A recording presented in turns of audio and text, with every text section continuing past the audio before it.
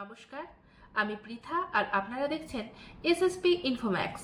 এখনকার বিশেষ বিশেষ সংবাদ। অনির্বাণ ভট্টাচার্যের ব্যান্ড হুলিগানিজম নিয়ে জোর চর্চা শুরু হয়েছে রাজ্য জুড়ে, বিশেষ করে শহর কলকাতা। হুলিগানিজমের গানে অনির্বাণ ভট্টাচার্য কুণাল ঘোষ থেকে দিলীপ ঘোষ এবং শতরূপ ঘোষের প্রসঙ্গ তোলেন।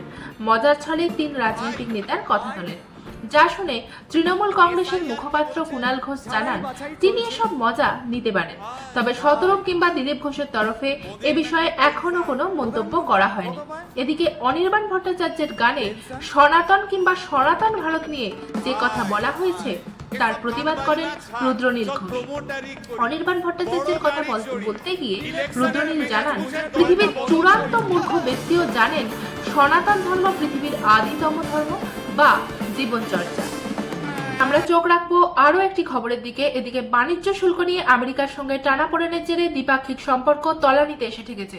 পরিস্থিতি যেদিকে এগোচ্ছে তাতে সম্পর্ক কি ফের স্বাভাবিক হবে? ভারতের উপর চড়া শুল্ক চাপানোর সিদ্ধান্ত বিবেচনা করে দেখবে কি আমেরিকা? স্বভাবসিদ্ধ ভঙ্গিতেই এই প্রশ্নের জবাব দিলেন আমেরিকার প্রেসিডেন্ট ডোনাল্ড ট্রাম্প। হোয়াইট হাউসের ওভাল অফিস থেকে মঙ্গলবার ফের ভারতকে নিয়ে মুখ খোলেন ট্রাম্প। শুল্ক লাঘব করার সম্ভাবনা আছে কিনা জানতে চাইলে বলেন, ভারতের সঙ্গে আমাদের বোঝাপড়া ভালো, কিন্তু বহু বছর ধরে এই সম্পর্ক একতরফা। ভারত ও রাশিয়ার মধ্যে প্রতিরক্ষা সহযোগিতা নতুন দিগন্তে প্রবেশ করতে চলেছে, এমনটাই ইঙ্গিত মিলছে সম্প্রতি। দুই দেশই এখন রাশিয়ার সর্বাধুনিক পঞ্চম প্রজন্মের স্টেলথ ফাইটার জেট Su-57 ভারতে তৈরি করার বিষয়ে আলোচনা শুরু করেছে। এই পদক্ষেপ যদি বাস্তবায়িত হয় তাহলে ভারতের সামরিক শক্তি যেমন এক লাফে অনেকটা বাড়বে, তেমনি এর সুদূরপ্রসারী কৌশলগত প্রভাব পড়বে বিশ্ব রাজনীতিতে। রুশ সূত্রের খবর, শুধুমাত্র Su-57 কেনাই নয়, মস্কো চায় ভারতে এই অত্যাধুনিক যুদ্ধ বিমানের উৎপাদন হোক। রাশিয়া এই প্রকল্পের জন্য সম্ভাব্য বিনিয়োগ, প্রযুক্তিগত অংশীদারিত্ব এবং উৎপাদন সক্ষমতা যাচাই করছে।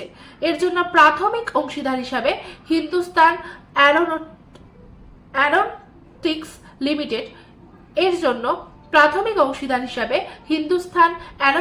লিমিটেড অর্থাৎ HAL কে বেছে নেওয়া হয়েছে, কারণ তারা ইতিমধ্যেই ভারতে Su-30 MKI তৈরি করছে। উঠে গেল 12% এবং 28% জিএসটি স্ল্যাব।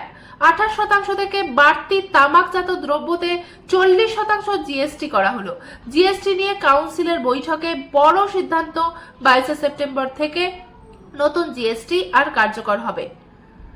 দাম কমতে পারে নিত্য প্রয়োজনীয় 175টি দ্রব্যের। বিলাসবহুল সামগ্রীতে চাপছে 40% জিএসটি। উৎসবের মরশুমে জিএসটি নিয়ে বড় উপহার কেন্দ্রের। লটারি ও তামাকজাত দ্রব্যে 40% জিএসটি। সূত্রের খবর অনুযায়ী জিএসটি নিয়ে কেন্দ্রের প্রস্তাবে শিলমোহর দিয়েছে জিএসটি কাউন্সিল। এখন থেকে 5% এবং 18% এই দুটি স্ল্যাব জিএসটি থাকবে। 22 সেপ্টেম্বর থেকে লাগু হবে এই নতুন জিএসটি রেট। সাংবাদিক বৈঠক করে বুধবার রাতে কেন্দ্রীয় অর্থমন্ত্রী নির্মলা সীতারামন জানিয়েছেন, সাধারণ মানুষের কথা ভেবেই এই সিদ্ধান্ত নেওয়া হয়েছে। আবহাওয়া দপ্তরের খবর অনুযায়ী উত্তর পশ্চিম বঙ্গোপসাগরে জন্ম নেওয়া একটি সুস্পষ্ট নিম্নচাপ অঞ্চল এখন ক্রমশ শক্তি সঞ্চয় করছে, যা আগামী 24 ঘন্টার মধ্যে আরো তীব্র হয়ে উঠতে পারে। এর প্রভাবে পশ্চিমবঙ্গ, ওড়িশা এবং উত্তর পূর্ব ভারতের একাধিক রাজ্যে ভারী থেকে অতি ভারী বৃষ্টিপাতের সম্ভাবনা তৈরি হয়েছে। এই নিম্নচাপটি ধীরে ধীরে ওড়িশা এবং পশ্চিমবঙ্গ উপকূলের দিকে এগিয়ে আসছে বলে জানিয়েছে ভারতীয় আবহাওয়া বিভাগ। বিশেষত উড়িষ্যা, পুরী, খড়দা, জগৎসিংপুর, কেন্দ্রপাড়া এবং ভদ্রক জেলায় 7 থেকে 20 সেন্টিমিটার পর্যন্ত বৃষ্টি হতে পারে এবং কিছু বিচ্ছিন্ন স্থানে 20 সেন্টিমিটারের বেশি বৃষ্টিপাতের আশঙ্কা রয়েছে।